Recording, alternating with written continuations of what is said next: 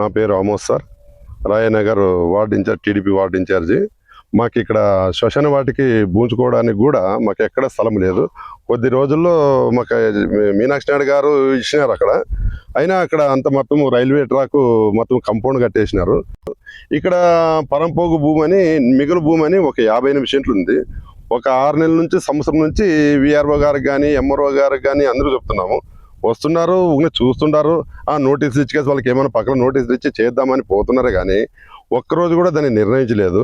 ఈ రోజు కూడా వచ్చినారు, చూసినారు, పేర్లన్నీ రాసుకున్నారు, పక్కలో చేనులలో రాసుకున్నారు. అవన్నీ రేసుకేసి వాళ్ళకి నోటీసులు ఇచ్చి, మీకు ఏది ఉంది 58 సెంట్లు ఉంది కదా, 58 సెంట్లు ఎవరిది కాకపోతే మీకు ఇస్తామని చెప్పిపోయినారు. మాకు కనీసం చనిపోతే బూంచుకోవడానికి కూడా లేదు. ఇక్కడ చనిపోతే మేము ఎక్కడ ఇందిరానగర్ లాస్ట్కు పోయి 20-30 వేలు ఖర్చులు పెట్టుకొని మేము లారీలు పెట్టుకొని పోవడానికి ఇంత స్తోమత కలిగిన ఏరియాలో ఎవరూ లేరు. ఎందుకంటే అందరూ కూలీ పని చేసుకుని తినే వాళ్ళే. అందరూ ఏదో ఇక్కడ స్థలం, ఏదో ఫ్రీగా స్థలం ఉండే అప్పుడు రైల్వేది బూంచుకొని ఏదో చేసిన వాళ్ళము. ఇప్పుడు మాకు పోవడానికి కూడా మాకు చాలా ఇబ్బంది అయిపోయింది. కనీసం ఈ 58 సెంట్లను చూపించండి అని అధికారులు, మున్సిపాలిటీ అధికారులను కూడా కోరినాము. ఒక సంవత్సరం కిందటి నుంచి కూడా అప్లికేషన్ పెట్టినాము, ఎంఆర్ఓ సంతకం పెట్టినాము. ఈరోజు వచ్చినారు, చూసినారు, నోటీసులు ఇచ్చి దాన్ని ఏముండదు చేస్తాము ఒక వారంలో అని చెప్పినారు. ఇక్కడ ఎవరిది ఏమున్నా వాళ్ళ భూమి మాకు అవసరం లేదు, మాకేముంది 58 సెంట్లు మాకు చూపియండి, మేము దాన్ని చూసుకొని మేము చేసుకుంటాము, కనీసం మాకు పూడ్చుకోవడానికన్నా మాకు అవకాశం ఉంటుంది అనేసి మేము అధికారులు చెప్పినాము. సరే అని చెప్పి అన్ని నంబర్లు రాసుకోపోయినారు. వాళ్ళకి నోటీసులు ఇచ్చి సర్వే చేసి కొలిపిస్తామని మాట ఇచ్చిపోయినారు. వాళ్ళు చేసే మాకు చాలా ఆనందంగా ఉంటుందని నా మనవి. ఇప్పుడు అధికారులు ఏమన్నారండి? అధికారులు ఏమంటున్నారు, ఇప్పుడు చేను పక్కలో చేనులు ఉన్నారు కదా, వాళ్ళకంతా నోటీసులు ఇచ్చి దీన్ని సర్వే చేసి కొలిసి ఇస్తాము అన్నారు. కాకపోతే సంవత్సరమైంది ఈ మాట చెప్పబట్టి ఇంకా ఒక్కసారి కూడా చేయలేదు. వచ్చినారు, నిలబడుతున్నారు, పూటలు కొడుతుకుంటున్నారు, వెళ్ళిపోతున్నారు. కానీ ఒకరోజు కూడా సర్వేని దొరికొచ్చి అది కొలిపించి వాళ్ళకి ఏమో చూద్దాము, ఇబ్బందులు ఉన్నారు, చనిపోతే కూడా పెట్టుకోవడానికి వాళ్ళకి ఇబ్బంది ఉంది కదా అని అధికారులు పడుచుకోలేదు. ఈరోజు కూడా అదే చెప్పినారు, నమ్మాల్సి వస్తుంది. మున్సిపాలిటీ అధికారులు చెప్పినప్పుడు మేము నమ్మాల్సి వస్తుంది. సరే టైం ఇద్దాంలే, చూద్దామని కేసు కూడా ఇప్పుడు కూడా సరేలేండి సార్ అని చెప్పి పంపించాం సార్. ఓకే. మీడియా మిత్రులకు నా నమస్కారములు.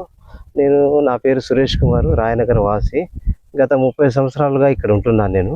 కానీ శ్మశానానికి స్థలం లేదు. దాని గురించి రెవెన్యూ అధికారులకి కొన్ని అప్లికేషన్ ఇవ్వడం కూడా జరిగింది గత 5 సంవత్సరాల నుంచి.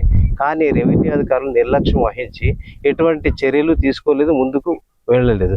అధికారులను కూడా అడిగాము, ఎమ్మెల్యేలను అడిగారు, మాజీ ఎమ్మెల్యేలను అడిగారు, అందరిని అడిగినా కూడా అదే పరిస్థితి ఉంది. ఈరోజు మేము ఒక రిక్వెస్ట్ చేస్తే ఆర్ఐ గారికి వాళ్ళు వచ్చేసి మొత్తం ఎంక్వైరీ చేసి పోవడం జరిగింది. వాళ్ళకు కూడా మేము విన్నవించుకోవడం జరిగింది, మీరు ఎటు తిరిగి ఈ మిగులు భూమి ఏదైతే ఉందో 52 సెంట్లు దాన్ని ఒక కొలిక్కి తీసుకొచ్చి మాకు శ్మశానానికి అందుబాటులో ఉండే విధంగా చేయమని చెప్పేసి ఆర్ఐ గారిని, విఆర్ఓ గారిని, మేము సర్వేయర్ గారిని రిక్వెస్ట్ చేయడం జరిగింది.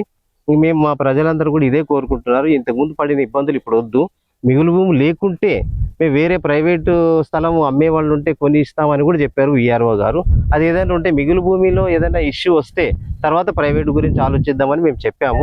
దానికి మేము వెంటనే వాళ్ళకందరికీ వాళ్ళకి నోటీసులు ఇచ్చేసి వాళ్ళ స్థలాలు ఎంత, మిగులు భూమి ఎంత అని మేము క్లారిఫికేషన్ ఒక 10 రోజుల్లో చేస్తామని చెప్పారు. వాళ్ళకు కూడా మేము రిక్వెస్ట్ చేశాము. మేము ఎంత తొందరగా వీలుంటే ఎంఆర్ఓ గారు అంత తొందరగా ఈ పరిష్కారం చేస్తే రాబో రోజుల్లో రాయనగర్ వాసుల శ్మశాన సమస్య తీరుతుందని నేను ఆశిస్తున్నాను. అధికారులకు నేను ఇదే విన్నవించుకుంటున్నాను. నా పేరు సురేష్ కుమార్, కాలనీ వాసి.